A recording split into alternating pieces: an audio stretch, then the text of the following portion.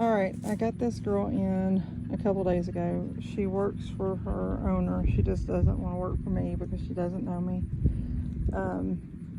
I'm gonna be putting a month on her, but I start all these dogs off the same way, because if you don't, then later down the road you're going to come up against a problem that you need to use my technique for. And if you do it now, you'll have all the tools as you go along. It's like learning your ABCs and forgetting to teach something like an E. Later down the road, you're going to want to know that person, like, you should have taught them the E. So I just do it all at the same time, even if they've been started by somebody else. I just go back and do the very basics so that I know that the dog knows it, and we don't just come upon a problem that would have been fixed just by doing it early.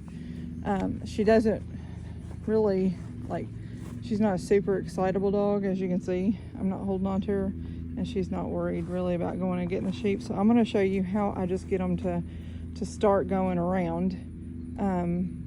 And this is mainly just to give the pressure. That's why I use the stock stick, not a flag. If they are not a sensitive dog, then I use a paddle, because it's a wider end on it, and I can make more of a presence by pushing that paddle around them and getting them used to the pressure. Because this is not to correct the dog or to threaten them or anything like that, or to really use it as a negative thing. It is like my hand, except I don't bend over. I just use it to reinforce like pressure. So whenever, like, if your dog at once, like, she's going to want to go to the gate, and that's fine. I understand that's what she's going to do. So I'm going to send her, I'm just going to say get around, and I'm going to take it and kind of push her, and she's going to try and go to the gate, and that's okay. Get around. Good. And then as she goes around, good job. Well, that doesn't help when the lawnmower goes off.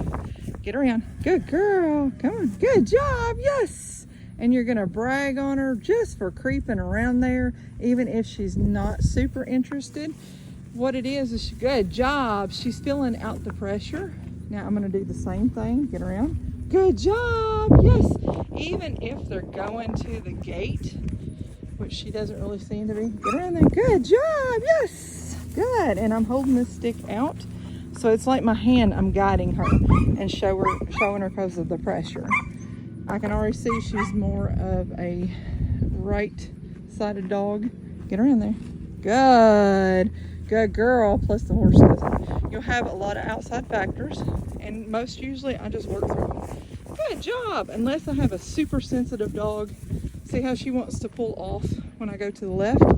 That means she only really likes going to the right. Work through going to the left, because you don't want just a one-sided dog. You want to teach them both ways. And so you have to work this side a little extra amount just so that you can get them more well-rounded. Hey, Viper. Here, let's go. Get around.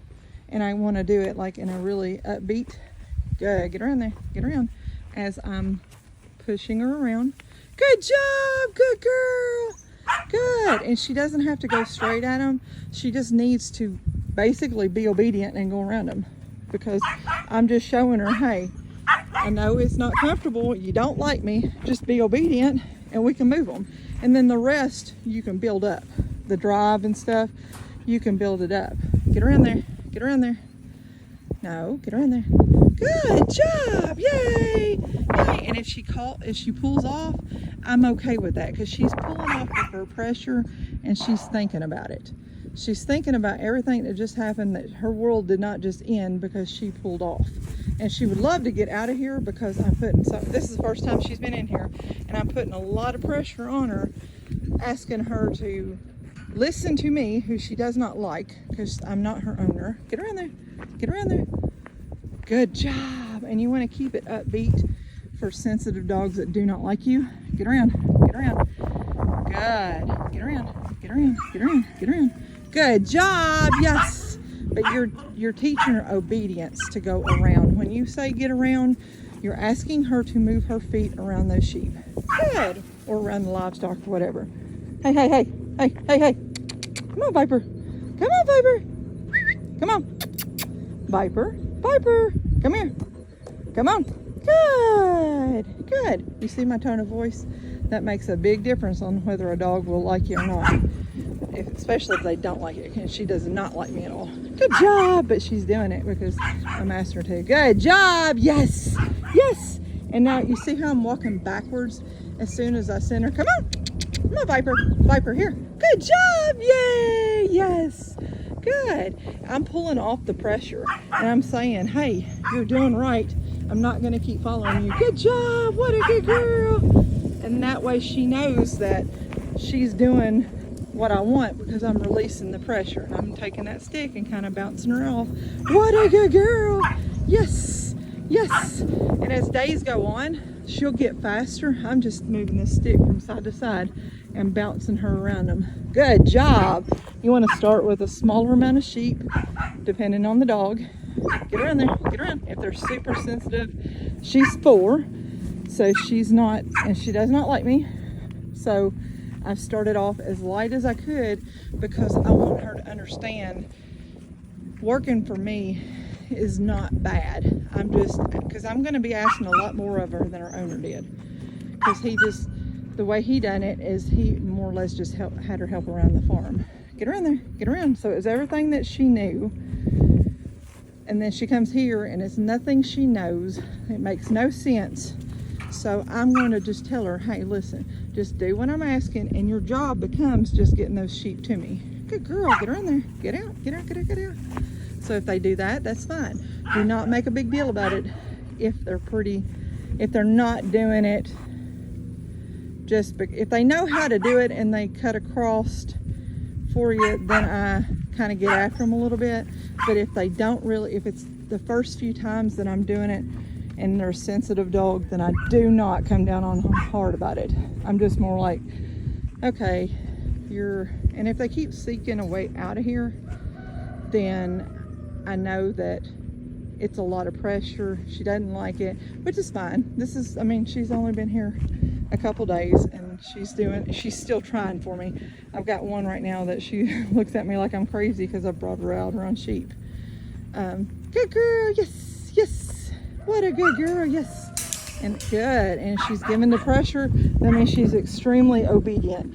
It's just that she's given to the pressure and doesn't like me continuing to put pressure on her. But this is just something I start. Come on, come on, Viper, come on. This is something I have to start slow on these older females. Come on, good girl, come on. Good job, good girl. Just having them come to you, good job, good girl, is a lot to ask for them because they're like, no, this strange woman is asking me to come to them. Good girl. And I'll probably stop for a little while. I've done work her a little bit earlier. I'll probably stop for a little while and let her just absorb that she didn't die, didn't beat her, nothing bad happened, and we can try again in a little while.